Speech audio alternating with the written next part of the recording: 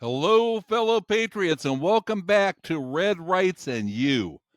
I'm Tim Andrews, and today we're gearing up for the vice presidential debate. The Great Red Hope, J.D. Vance against Tampon Tim Walz, governor of Minnesota. Now, you might be asking, where in the hell did this Tim Walz character come from? Well, don't worry, we'll get there. But first, let's talk about J.D. Vance, the Rust Belt wonder who went from welfare kid to Harvard law grad to best-selling author to, well, basically Trump's personal human Swiss Army knife. JD is the guy liberals love to hate. He's smart, successful, and worst of all for them, he actually cares about the working class.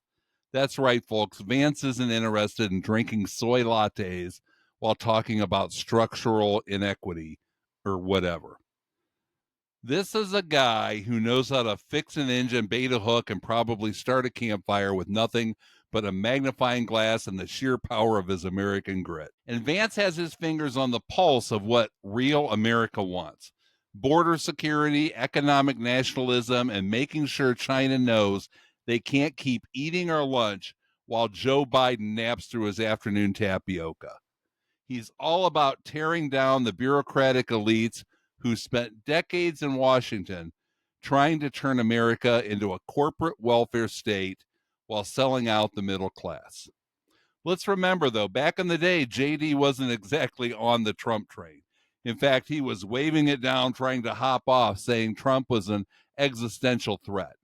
But fast forward to today, and after seeing what President Trump did for our nation during his term, and Vance is out there waving the MAGA flag like it's the 4th of July, and he's a Yankee Doodle Dandy.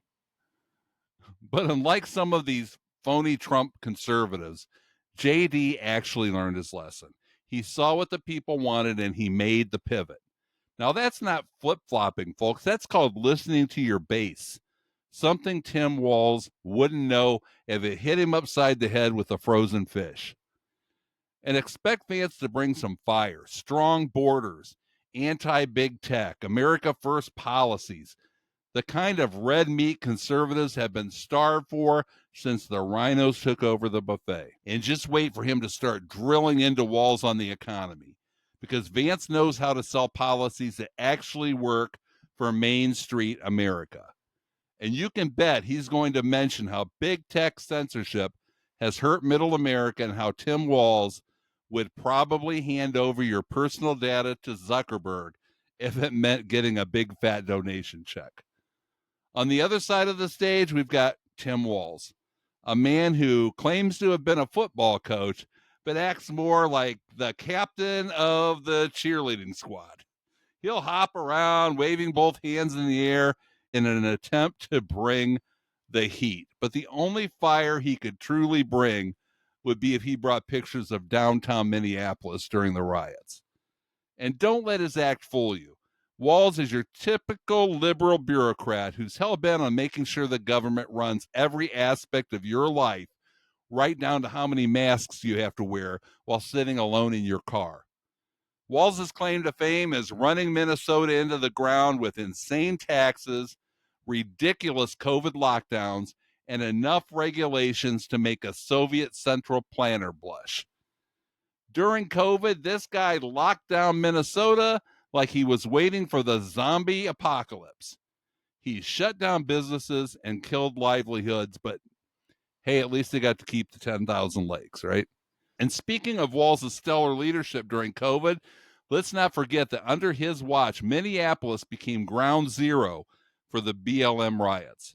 Instead of stepping in and protecting his citizens and small businesses from looting and chaos, Walz basically threw up those cheerleader hands and said, well, maybe they'll burn themselves out. And they did, after they burned down half of the city.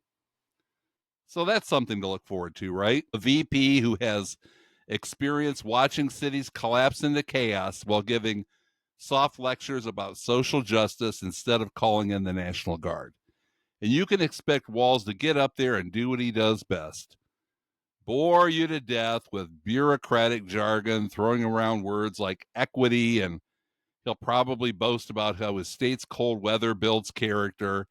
He'll try to paint himself as the steady hand and Vance as some wild eyed populist, but we all know what that really means. When Walz says steady, he means do nothing. He's the kind of guy who thinks a strong economy is just throwing more taxpayer money into failing public programs and calling it investment. Walz might throw a few softballs Vance's way about divisive rhetoric and populism, but that's because he wouldn't know how to appeal to the working class if he accidentally fell into a union meeting. Expect him to hammer on about gun control and climate change. You know, the usual stuff the left loves to obsess over while the rest of the country is just trying to afford their groceries. So, what should we expect from the debate? Fireworks? Maybe not, but it's going to be fun to watch Vance absolutely run circles around Walz. Vance is sharp, quick on his feet, and has the kind of real world experience that Tim Walz can't even pretend to understand. Vance is going to land some serious hits on crime, the economy, and wokeness, while Walz will probably fall back on the same tired lines about healing and working together, as if we don't remember that his state was a complete burning dumpster fire just a couple of short years ago. Expect some great one-liners from Vance. And probably a few moments where Walz looks like he's seriously considering retirement. And if we're lucky, a couple of awkward pauses when Walz tries to explain why his policies aren't just a Minnesota version of socialism with a smile. That's our preview for the Vance versus Walz debate. Now, spoiler alert, it's going to be a beatdown. But even if it's not, you can bet we'll be here to dissect every moment and point out why Vance is exactly what America needs and why Walz is exactly what America does not need. So catch us next time on Red, Rights, and You. We'll break down the debate and probably laugh at some Walz bloopers. Until then, stay strong, stay the course, and stay patriotic. God bless you all, and God bless America.